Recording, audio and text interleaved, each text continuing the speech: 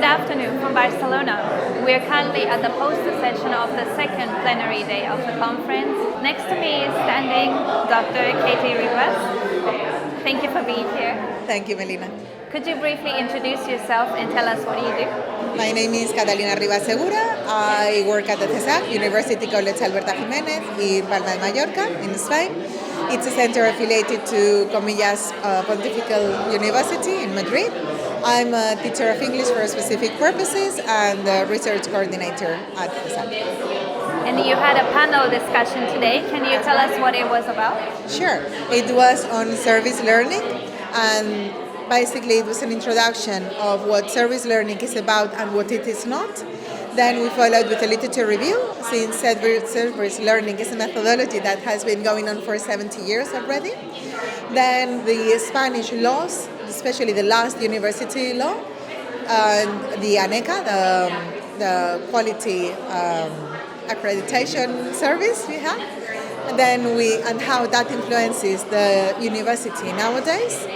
Then we talked about two different case studies at the University of Barcelona, which is a big university in Spain, so how they do it, and then at the CESAG, which is a small tertiary university, so how we do it there.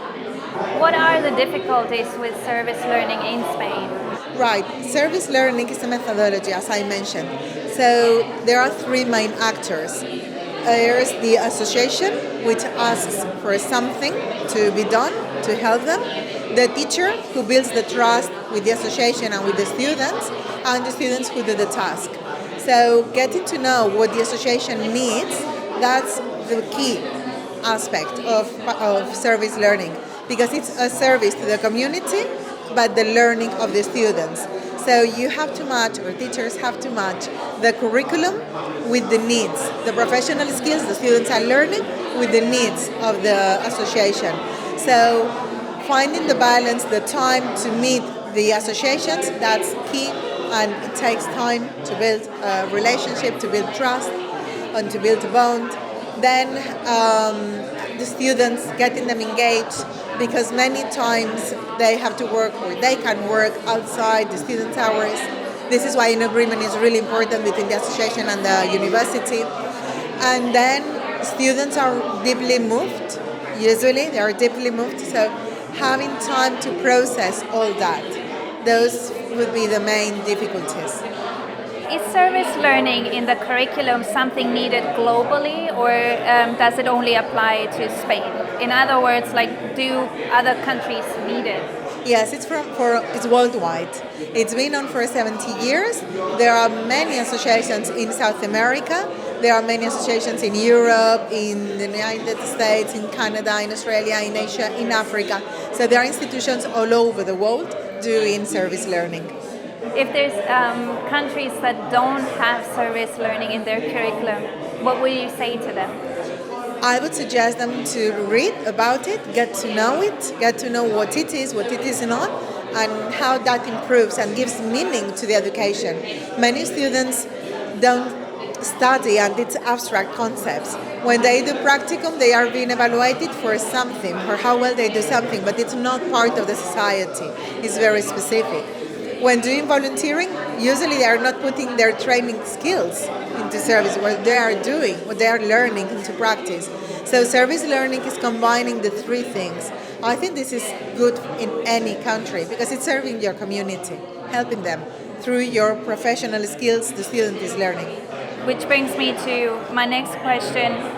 How do you evaluate service learning outcomes? In service learning, there are three types of assessment. Reflection is key for the whole process. But then students are assessed because it's part of a subject, it's part of curricular knowledge, so they have to show they have acquired those professional skills. But teachers are also assessed, so to see whether the bonds and all their procedures have been done correctly or they can be improved, and also the association, to see whether that bond was fine, whether it was fluent in communication, or things should be changed or done in a different way to be improved for further situations and further actions. So reflection is constant, it's for all the actors involved, and so is the assessment. So what matters most is not the direct outcome of the project, but the process of it. Correct. The process is really important. Now, the outcome has to be professional. This is what the students have to prove, that they are getting the professional skills that they are learning and that they can produce something that is professional. They do have the guidance of the teachers, but it should be professional looking.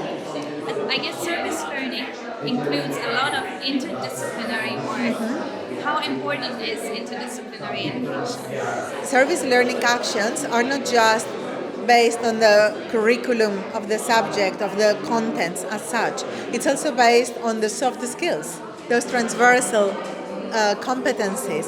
So it builds on both. Both are necessary. Students have to feel comfortable talking with associations, talking with part of the community who maybe is not used to that kind of language.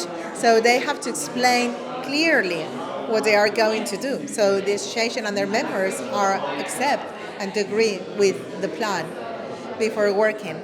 So they also have to agree with other students. If it's a group, they have to match timings, they have to match objectives. It's not just typical project, you do one part, I do another part, and then we mix it and that's it. It's way more than that. So soft skills are built on as well. So they're essentially learning life skills. Absolutely. Yes, absolutely. Okay, that's great. I hope it can flourish in Spain and in other countries. Thank you very Thank much. you so much. Thank you.